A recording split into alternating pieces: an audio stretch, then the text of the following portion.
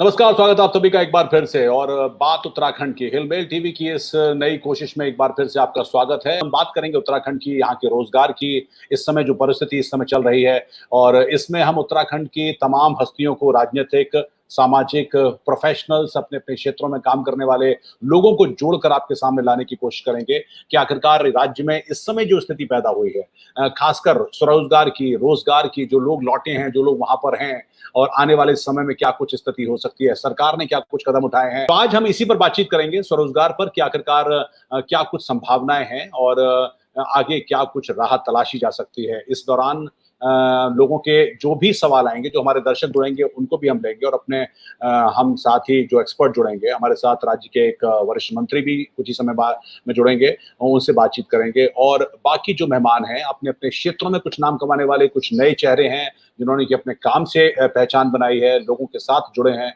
और साथ ही हमारे साथ एक यूनिवर्सिटी के वाइस चांसलर साहब भी जुड़ेंगे, उनसे भी करेंगे बातचीत।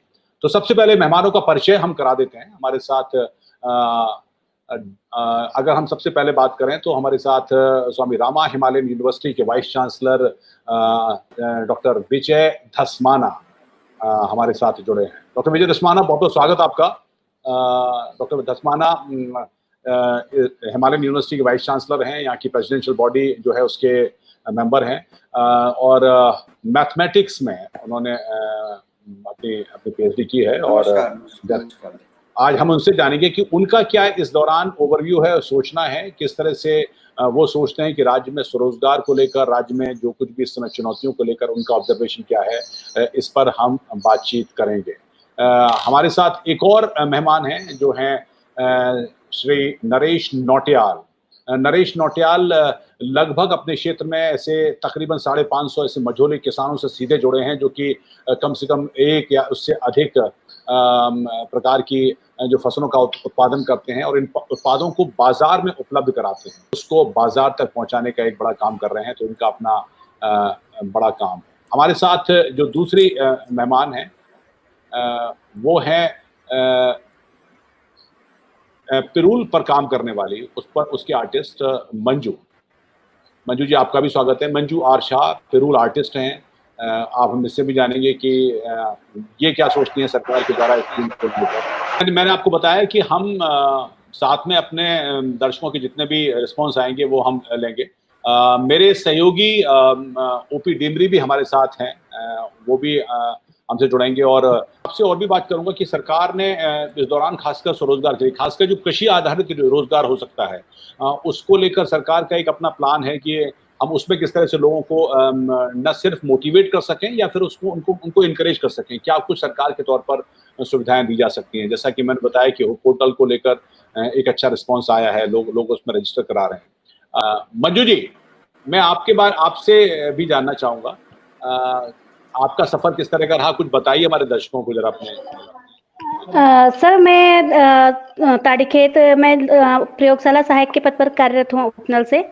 जब मैं पहली बार वहाँ पे गई थी तो रमसा का प्रशिक्षण हो रहा था, जिसपे मतलब बच्चों को आर्ट एंड क्राफ्ट का सामान जो सिखाया जाता है, एक प्रशिक्षण होता है, तो उसमें सिखाया जा रहा था। तो देखा मैंने वहाँ पे कि काफी बच्चों को मतलब जो है सामान बाहर से यूज करना पड़ रहा था, बाहर मार्केट से लाना पड़ रहा था, क्योंकि सरकारी स्कूल में है काफी इकोनॉमिक पृष्ठभूमि से बहुत कमजोर पृष्ठभूमि के बच्चे आते हैं, तो उनके लिए ये सब संभव नहीं हो पा रहा था।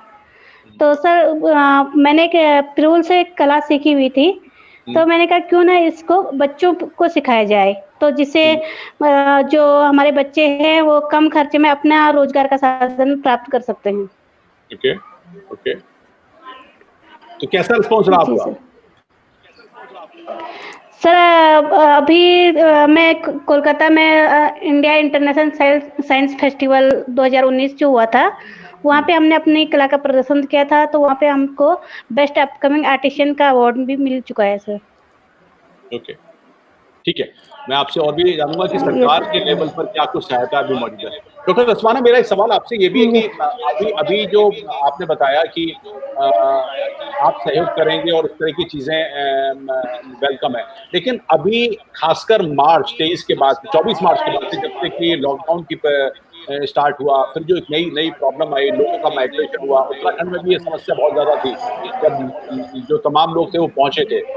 इस दौरान क्या रिस्पॉन्स रहा? मतलब खासकर गवर्नमेंट की तरफ से जो कदम उठाए गए और जो आपका इंटरेक्शन रहा, उस दौरान आपकी समझ क्या है? नहीं, मैं समझता हूँ कि ये जो कोरोना का जो काल आया है, इसको इस समय को हमें एक अपॉर्चुनिटी के रूप में लेना चाहिए। तो ये जो यूथ आया है इस समय पहाड़ में, अभी अभी इस बात का मेरे पास कोई वो नहीं है कि कितना इसमें से रुकेगा, कितना वापस जाएगा।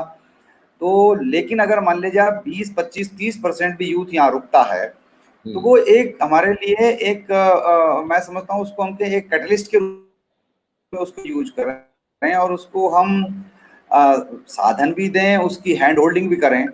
क्योंकि जो जिस क्षेत्र में उत्तराखंड के पहाड़ी जिलों में पहाड़ी उसमें काम हो सकता है, वो या तो एग्रीकल्चर है, हॉर्टिकल्चर है, टूरिज्म है। टूरिज्म में भी कुछ जो है एडवेंचरस टूरिज्म हो सकता है, होम स्टे है, हेल्थ टूरिज्म है।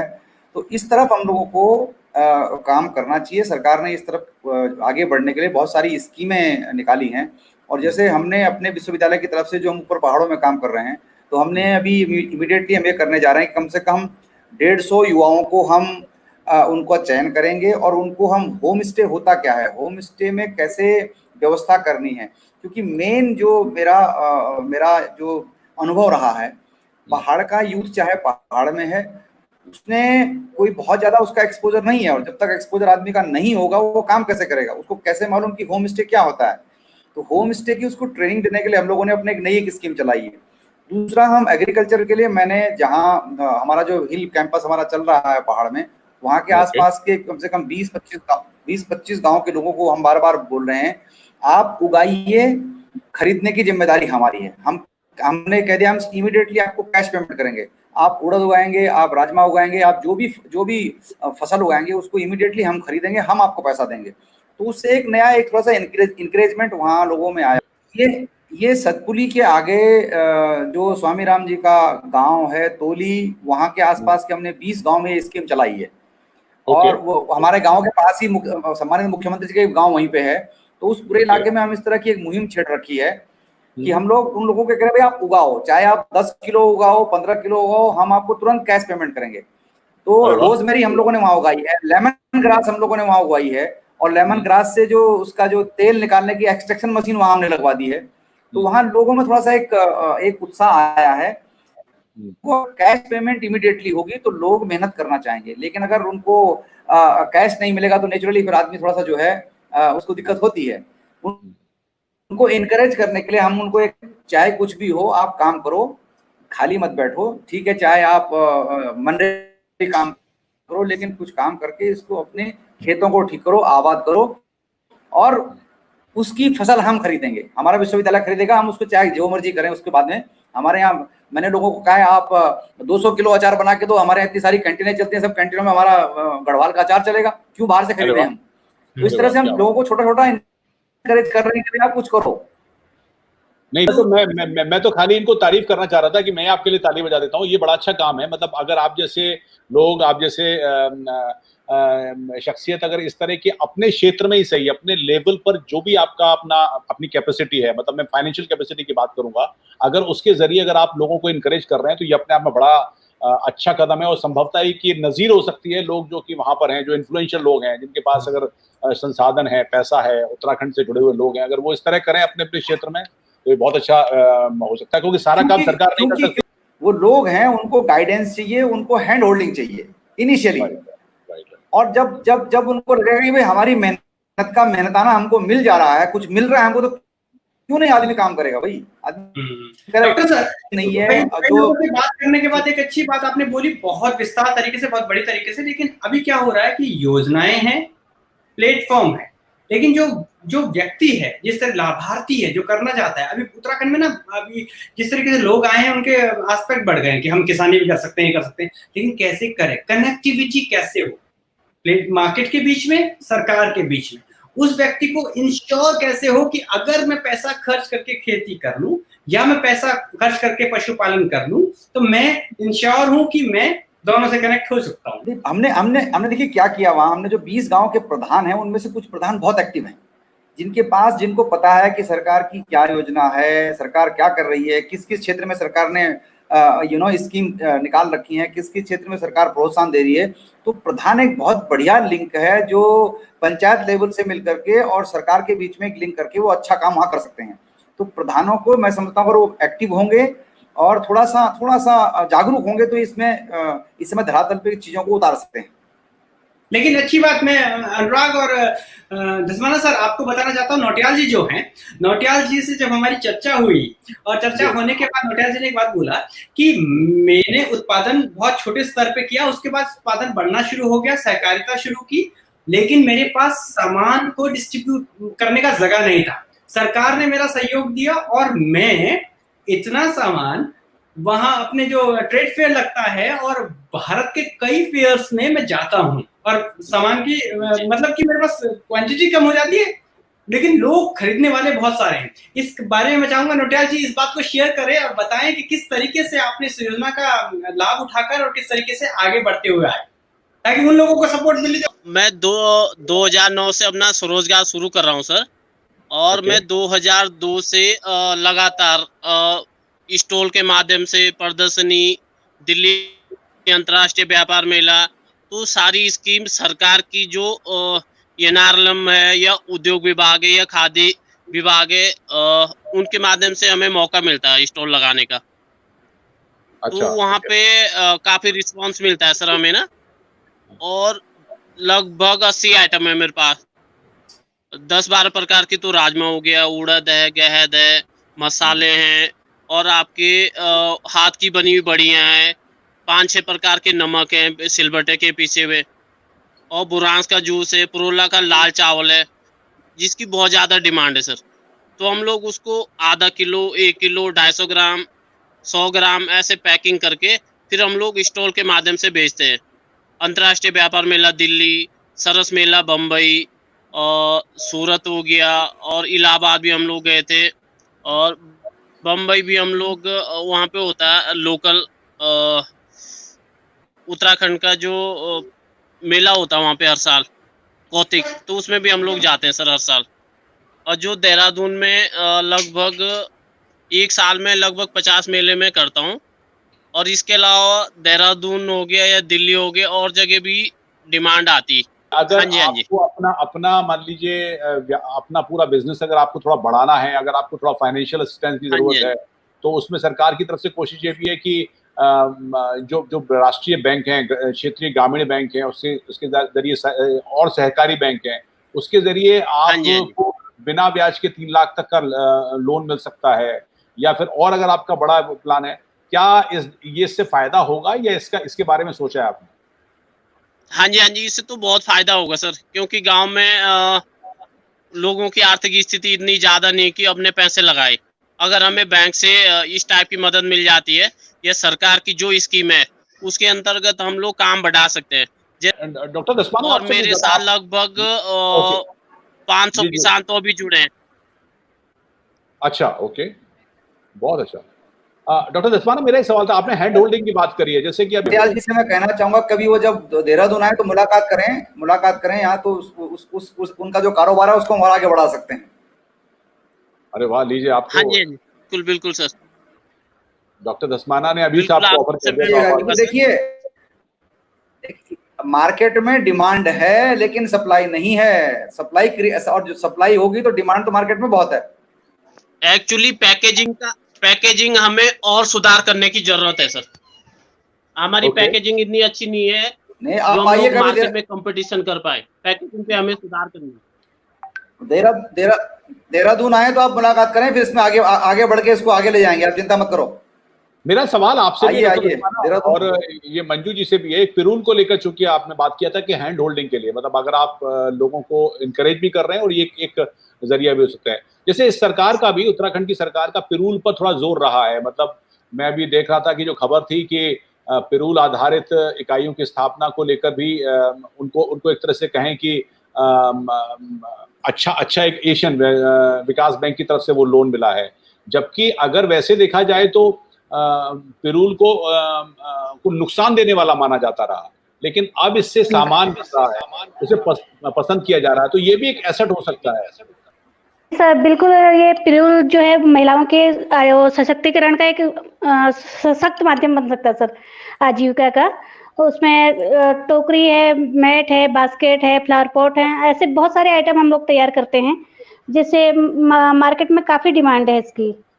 सर इसके अलावा अगर चार धाम यात्रा वगैरह होती है हमारे उत्तराखंड में, तो वहाँ पर भी फ्लावर पॉट वगैरह जो है पूजा बास्केट के तौर पर यूज हो सकता है, तो वहाँ पर भी काफ़ी अच्छा हमको इसमें मतलब महिलाओं को रोजगार मिल सकता है सर। ओके। पिरूल जो है ना पूरे पहाड़ के लिए अभी तक हम ये कहते थे कि ये अभिशाप है, क्योंकि हाईली इन्फ्लेमेबल है, और जरा सी किसी ने बीड़ी फेंक दी, जरा सी किसी ने एक चिंगारी छोटी सी फेंक दी तो पूरे जंगलों में आग लग जाती थी। उत्तराखंड सरकार ने पिरूल के ऊपर बहुत बड़ा काम करने की ठानी है, और उसमें नई स्कीम जो लेके आए थे उससे मेरे ख्याल से कुमाऊं साइड में तो बहुत अच्छा काम हो रहा है। जो मैडम मंजू जी बैठी हुई है, ये अच्छा काम उधर कर रहे हैं। कुमाऊं में पिरूल के ऊपर बहुत अच्छा काम हो रहा है। गढ़वाल क्षेत्र में अभी पिरूल के ऊपर काम उतना हुआ नहीं है। तो पिरूल भी एक ऐसी चीज है कि जिसके ऊपर अगर खास करके महिलाएं इसके ऊपर काम करेंगी तो एक रोजगार का एक बहुत बड़ा जरिया, इनकम जनरेशन का एक बहुत बड़ा जरिया बन सकता है। ओके। और साथ ही लेकिन एक सवाल डॉक्टर दसवाना ये भी था कि कृषि और पर्यटन की बातें ज्यादा होती हैं, क्योंकि टूरिज्म को लेकर तो वहां पर इकोनॉमी बहुत ज्यादा है। हालांकि अभी कोविड के जरिए के टाइम पर बहुत इकोनॉमी टूरिज्म इंडस्ट्री हिट करने की बात कही जा रही है, और वो एक चैलेंज जरूर होगा। उस पर भी हम बातचीत करेंगे कि इस दौरान मान लीजिए कुछ महीने जारी रहता है, ठंड तक जारी रहता है, और अगर ये टूरिज्म इंडस्ट्री हिट होती है तो उनके सामने सरकार के सामने समस्या होगी, उसको कैसे ओवरकम करें। लेकिन मेरा सवाल अभी ये है कि इसके अलावा और कौन से ऐसे क्षेत्र हो सकते हैं जहां पर संभावनाएं हैं, जहां पर रोजगार के अवसर पैदा हो सकते हैं। देखिए, मैं हमारे जो 4 धाम हैं, 5 धाम कहूंगा मैं, बद्रीनाथ, केदारनाथ, गंगोत्री, यमुनोत्री और हेमकुंड साहिब। मैं जितने जहां पर भी मुझे बोलने का मौका मिला है, वो आप ये देखिए कि 5 धाम हमारे ऊपर पहाड़ में हैं। यहाँ फूल कहाँ जाता है? फूल नीचे से जा रहा होगा, ऊपर तो फूल हम उगा ही नहीं रहे हैं। एक गेंदे का फूल उगाने के लिए कोई बहुत बड़ा मेहनत करने की किसी को आवश्यकता नहीं है।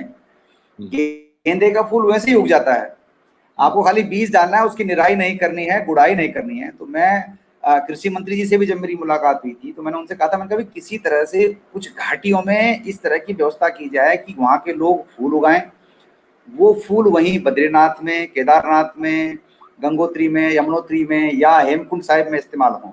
और उसके बाद एक और बहुत बढ़िया काम उसमें हो सकता है, उन फूलों को हम खड्डे में डालने के और नीचे ढंगार में फेंकने से बेहतर है कि कोई छोटे छोटे उद्यमी वहां पे अगरबत्ती बनाने का काम कर सकते हैं, या उन फूलों से साबुन बन सकता है। अब आप इमेजिन कीजिए, कल्पना कीजिए कि अगर कोई साबुन बना हुआ है और उस साबुन को हम बेचें कि साहब ये साबुन केदारनाथ जी के चरणों में चढ़े हुए फूल से बना हुआ है, तो उसका कोई भी आदमी उस छोटी सी उस टिकिया को खरीदने के लिए 200 रुपए 300 रुपए खर्च करने वो समझेगा भी तो केदारनाथ जी का प्रसाद है, ये बद्रीनाथ जी का प्रसाद है।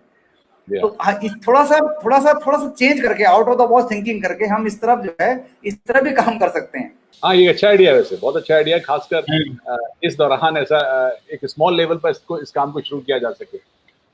बहुत बहुत धन्यवाद डॉक्टर दसवाना जा सकता है आइडिएशन के लिए, अपनी तरफ से जो आपने इनिशिएटिव लिया है उसके लिए, हमारे साथ समय निकाल के जुड़ने के लिए। मंजू जी बहुत बहुत शुक्रिया भी, और आपको एक बार फिर धन्यवाद भी, और आप हमारी तरफ कि आप आगे बढ़े। नरेश नोटियाल जी, आपकी स्टोरी बहुत इंकरेजिंग भी है, आपको भी बहुत बहुत शुभकामनाएं। तो भी आज हम कुछ अच्छे आइडिया भी मिले, और मुझे लगता है कि ये एक अपने राज्य के लिए जो लोग खासकर करना चाहते हैं उनके लिए भी एक बड़ी अपॉर्चुनिटी हो सकती है, या फिर उनके लिए एक सीख हो सकती है। तो यही कोशिश हमारी कि आखिरकार इस कार्यक्रम के जरिए हम राज्य में उत्पन्न समस्याओं और समस्याओं के बाद समाधान की तरफ जा सकें, लोगों से विचारों के तौर पर, आइडिया के तौर पर, या फिर और कुछ सरकार की तरफ से कोशिश की जा रही है उसको लोगों को बता सकें। जीओपी क्या कहना चाहेंगे, फाइनल कमेंट?